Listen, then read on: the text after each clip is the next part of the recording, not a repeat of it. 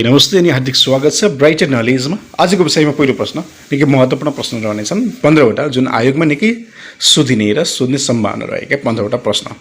पहिलो प्रश्न, नेपालको संविधान 2072 को पहिलो संशोधन कुन कुन धारामा भएको थियो? नेपालको संविधान 2072 को पहिलो संशोधन कुन कुन धारामा भएको थियो? सही जवाफ हो धारा 42 र 286। धारा 42 र 286। प्रत्येक महिलालाई सुरक्षित मातृत्व र प्रजनन स्वास्थ्य सम्बन्धी हक हुनेछ भनी कुन मौलिक हकमा व्यवस्था गरिएको छ? प्रत्येक महिलालाई सुरक्षित मातृत्व र प्रजनन स्वास्थ्य सम्बन्धी हक हुनेछ भनी कुन मौलिक हकमा व्यवस्था गरिएको छ? सही जवाफ हो महिलाको हक। साथीहरू, महिलाको हक यसको सही जवाफ हो। मौलिक हकको कार्यान्वयन कुन धारामा व्यवस्था गरिएको छ? मौलिक हकको कार्यान्वयन कुन धारामा व्यवस्था गरिएको छ? सही जवाफ हो धारा 47। धारा 47 को सही जवाफ हो। राज्यका निर्देशक सिद्धान्त सम्बन्धी व्यवस्था नेपालको संविधानको कुन भाग र धारामा गरिएको छ? राज्यका निर्देशक सिद्धान्त सम्बन्धी व्यवस्था नेपालको संविधानको कुन भाग र धारामा गरिएको छ? सही जवाफ हो भाग 4 धारा 250। भाग 4 धारा 250 यसको सही जवाफ हो। उच्च शिक्षालाई सहज, गुणस्तरीय र पहुँच योग्य बनाई क्रमशः निःशुल्क बनाउँदै लैजाने कुन नीतिसँग सम्बन्धित छ? उच्च शिक्षालाई सहज, गुणस्तरीय र पहुँच योग्य बनाई क्रमशः निःशुल्क बनाउँदै लैजाने कुन नीतिसँग सम्बन्धित छ? सही जवाफ हो नागरिकका आधारभूत आवश्यकता सम्बन्धी नीति। नागरिकका आधारभूत आवश्यकता सम्बन्धी नीति सही जवाफ हो। कस्तो अवस्थामा अदालतमा प्रश्न उठाउन सकिँदैन?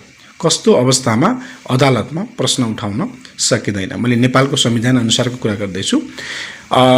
कस्तो अवस्थामा अदालतमा प्रश्न उठाउन सकिँदैन भन्ने प्रश्नको जवाफ रहेको छ भाग 4 राज्यका निर्देशक सिद्धान्त, नीति तथा दायित्व सम्बन्धी विषय कार्यान्वयन नभएको सम्बन्धमा कुनै अदालतमा प्रश्न उठाउन सकिने छैन भनेर भनिएको छ। भाग 4 राज्यका निर्देशक सिद्धान्त, नीति तथा दायित्व सम्बन्धी विषय कार्यान्वयन नभएको सम्बन्धमा कुनै अदालतमा प्रश्न उठाउन सकिने छैन। अवशिष्टको अधिकार कति भाग र धारामा छ? अवशिष्टको अधिकार कति भाग र धारामा छ? यसको सही जवाब हो भाग 5 धारा 58। भाग 5 धारा 58 यसको सही जवाब हो। राष्ट्रपतिको पदावधि कति वर्षको हुने व्यवस्था छ? राष्ट्रपतिको पदावधि कति वर्षको हुने व्यवस्था छ? सही जवाब हो निर्वाचित मितिले 5 वर्ष। निर्वाचित मितिले 5 वर्ष। नेपालको शासकीय स्वरूप कस्तो हुने भनिएको छ? नेपालको शासकीय स्वरूप कस्तो हुने भनिएको छ? सही जवाब हो बहुदलवादमा आधारित बहुदलीय प्रतिस्पर्धात्मक संघीय लोकतान्त्रिक गणतन्त्रात्मक संसदीय शासन प्रणाली हुनेछ। साथीहरू सम्झनु होला, बहुदलमा आधारित बहुदलीय प्रतिस्पर्धात्मक संघीय लोकतान्त्रिक गणतन्त्रात्मक संसदीय शासन प्रणाली हुनेछ। नेपालको कार्यकारिणी अधिकार कसमा निहित छ? नेपालको कार्यकारिणी अधिकार कसमा निहित छ? सही जवाब हो मन्त्री परिषद। संघीय व्यवस्थापिका कस्तो हुने भनिएको छ? संघीय व्यवस्थापिका कस्तो हुने भनिएको छ? सही जवाब हो 2 सदनात्मक प्रतिनिधि सभा र राष्ट्रिय सभा। 2 सदनात्मक हुने भनिएको छ प्रतिनिधि सभा र राष्ट्रिय सभा। महाअभियोगका व्यवस्था कति धारामा उल्लेख गरिएको छ? महाअभियोगको व्यवस्था कति धारामा उल्लेख गरिएको छ? साथीहरू धारा 101 मा महाअभियोगको व्यवस्था गरिएको छ। विशेषाधिकारको व्यवस्था नेपालको संविधानको कुन धारामा गरिएको छ? विशेषाधिकारको व्यवस्था नेपालको संविधानले कुन धारामा गरेको छ?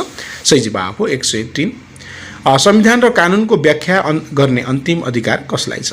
संविधान र कानुनको व्याख्या गर्ने अन्तिम अधिकार सर्वोच्च अदालतलाई छ। साथीहरू सर्वोच्च अदालत जसको सही जवाब हो। न्याय सेवा आयोग कति सदस्यीय हुने व्यवस्था छ? न्याय सेवा आयोग कति सदस्य हुने व्यवस्था छ? सही जवाब हो अध्यक्ष सहित 5 सदस्य। अध्यक्ष सहित 5 सदस्य।